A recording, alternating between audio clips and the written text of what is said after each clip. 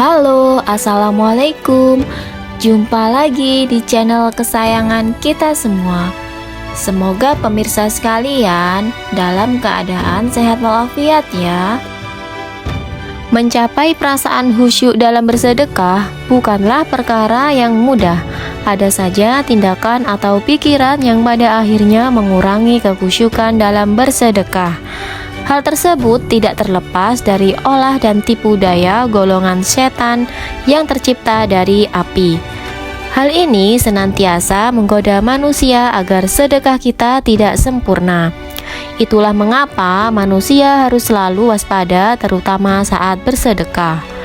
Ibadah yang satu ini seringkali digoda setan saat sedang menjalankannya, karena setan tidak henti-hentinya mengganggu hingga manusia tidak berdaya. Dalam video kali ini kita akan membahas tentang bersedekah bersama setan. Pemirsa sekalian, mereka yang merasa was-was atau ragu dalam niat baiknya dalam bersedekah biasanya akan berlangsung hingga saat mulai bersedekah. Hal itu membuat orang ragu terkait ibadah ini yang seharusnya dijalankannya. Misalnya, kita bersedekah apakah terlihat orang atau tidak. Kadang orang bersedekah menunggu orang lain melihat kita. Bahkan kadang orang bersedekah sering pilih-pilih. Contohnya, ketika kita memberi makan kucing liar dengan kucing kita sendiri. Jika mengalami hal ini, Anda patut waspada karena sebenarnya Anda tengah bersama dengan setan yang menggoda. Setan menghembuskan was-was dan syubhat dalam diri manusia. Hal ini sudah dilakukan sejak awal.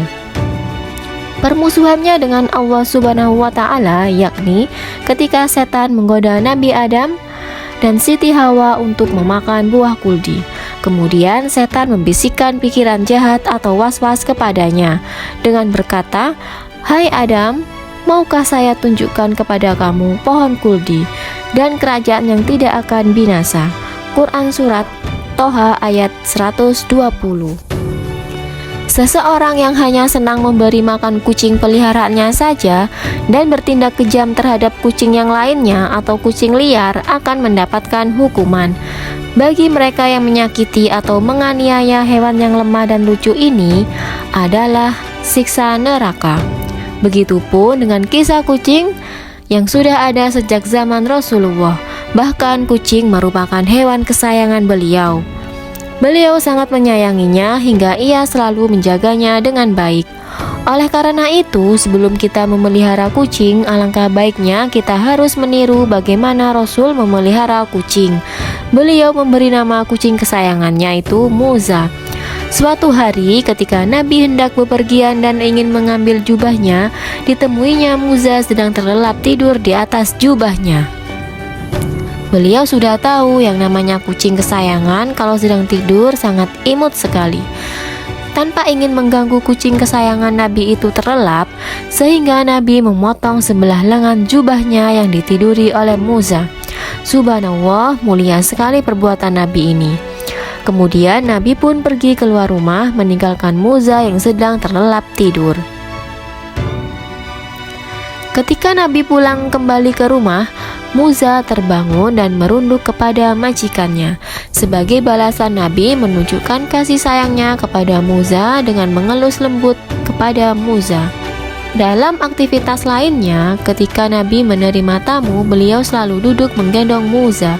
Dan ketika duduk, Nabi meletakkan Muza di pahanya. Salah satu sifat Muza yang Nabi suka adalah ia selalu mengeong ketika mendengar azan, seolah-olah suaranya terdengar mengikuti lantunan suara azan. Bahkan Nabi pernah berpesan kepada para sahabatnya untuk menyayangi kucing peliharaannya seperti menyayangi keluarganya sendiri. Jadi dari kisah di atas, jika kita memiliki hewan peliharaan, khususnya kucing, maka rawatlah dia dan sayangilah dia, karena itu merupakan tanggung jawab kita dan kewajiban kita sebagai majikannya. Tak terkecuali dengan kucing yang datang dari luar atau kucing-kucing liar. Kita harus memberikan makan dan minum dengan ikhlas tanpa membeda-bedakan bentuk dan rupa si kucing. Entah kucing jelek ataupun kucing bagus, mereka sama-sama makhluk ciptaan Allah Subhanahu wa Ta'ala. Dan Allah pun menyukai orang yang mempunyai rasa kasihan dan penyayang. Maka balasan yang diberikan oleh Allah adalah surga dan ganjaran yang baik.